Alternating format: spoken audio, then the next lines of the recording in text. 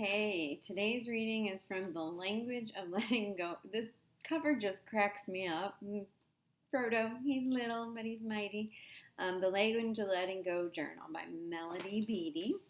And it's from September 30th, the reading. So I will start. You are not a victim. How deeply ingrained our self image as a victim can be. How habitual our feelings of misery and helplessness.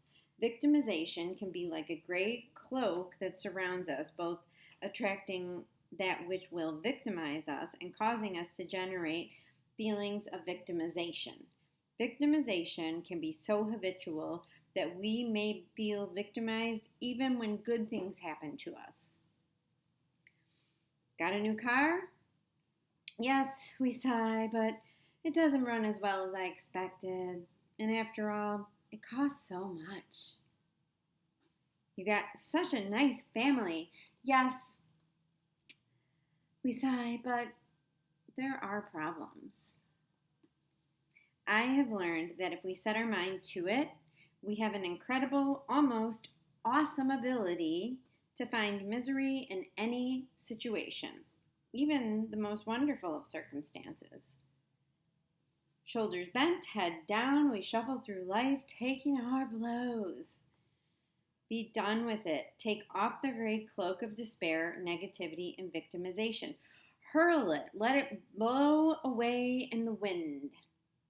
We can stand in our power. We do not have to allow ourselves to be victimized. We do not have to let others victimize us. We do not have to seek out misery in either the most miserable or the best situations. We are free to stand in the glow of self-responsibility. Set a boundary. Deal with the anger. Tell someone no or stop that. Walk away from a relationship. Ask for what you need. Make choices and take responsibilities for them. Explore options. Give yourself what you need. Make choices and take responsibility for them. Oh, I read that already. Stand up straight, head up, chin up, and claim your power. Claim responsibility for yourself and learn to enjoy what's good. Today, I will refuse to think, talk, speak, or act like a victim. Instead, I will joyfully claim responsibility for myself and focus on what's good and right in my life.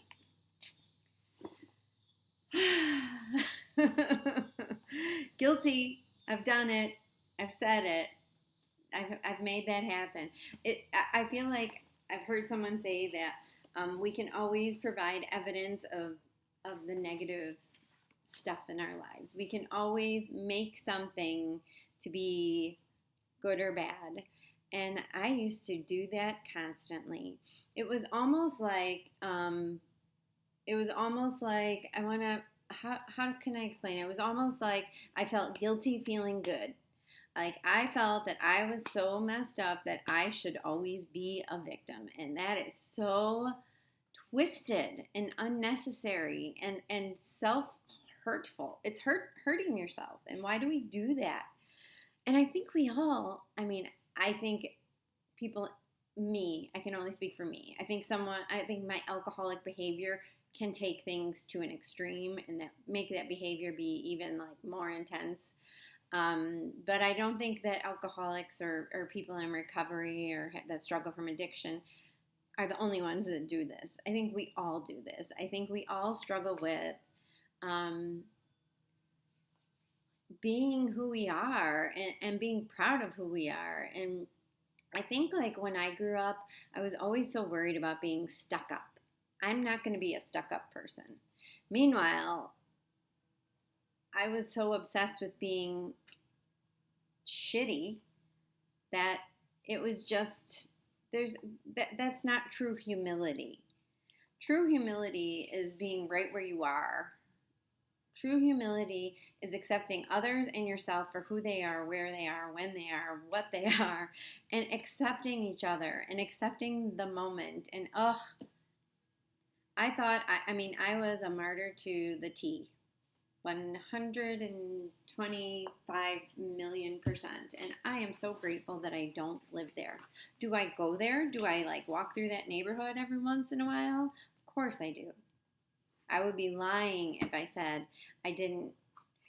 When we have these like neuro pathways, they call them, in my podcast, Telling on Ourselves, my friend Lynn calls them ruts, like from the wagon wheel.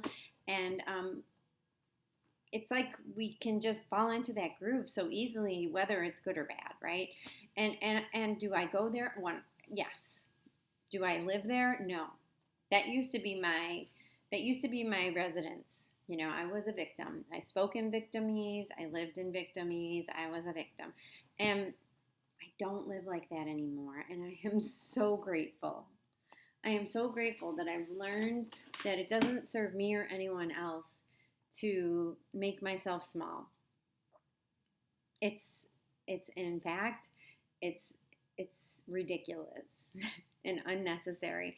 And it hurts the people that you are with in your life. It's painful. It's painful to watch. It's painful to be around. It's painful to experience. It is the most insane behavior that I thought, well, first of all, I think I would do it without even thinking. And then it became a habit and a belief. It became a belief because I behaved that way so much. And I have had to really put effort into not being that way. Because that's just where I went. Like, I didn't think that I was allowed to be good at something. I didn't think I was allowed to tell somebody no. I didn't think I was.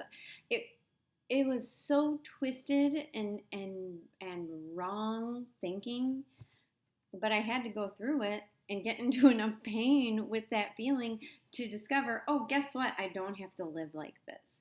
And I got to learn all these crazy cool tools in these 12-step programs and in all the other things that I've learned, and I've inundated myself with this, pursuit of not feeling bad all the time. I mean, it's exhausting to think about how I used to feel and how I used to think. And I just, when you're newly sober, all you want to do is share your program of recovery with people. All you want to do is be like, you don't have to feel like this and you don't have to do that. And this is one topic that, oh my gosh, I wish I could create an elixir for this and give it to everybody so that they don't have to go through this. I really, really wish I can. And the only elixir is walking through it and is learning skills to not go there, I mean, it's easy to do, and it's also way easier to not live that way. But when you've created those patterns and when you've created that way of thinking, it becomes something that you have to work at learning how not to do. And I obviously feel very strongly about it because I've come out on the other side. Like, I don't live like that anymore. Oh, thank God. It was so exhausting. It was so tiring. And it was so annoying. I mean, I annoyed myself.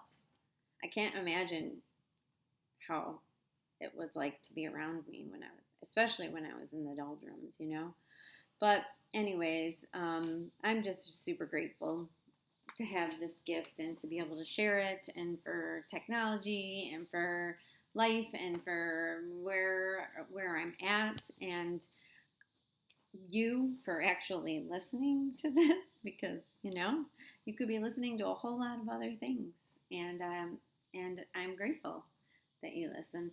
And I'm also going to do a little plug for this online course that I'm starting, and it is called Play Your Way to Self-Acceptance, and it's about finding your joy and self-love and all that good stuff, and it's a 6-week online course, and you can find out more information if you go to my website. And my website is awkwardandawesome.org. There will also be a link in the notes or the messages or whatever the heck they're called to learn about the course and to see some of the advertising information I have. I'm also on the Facebook. I'm also on the Facebook. I'm on the Instagram. No, I'm all over the place. But my website is awkwardandawesome.org. I hope you have a wonderful day. I look forward to learning more and sharing more and being more. And if you'd like to dig a little deeper and get into some growth, then let me know, and we will certainly be able to um, grow together. So have a good day.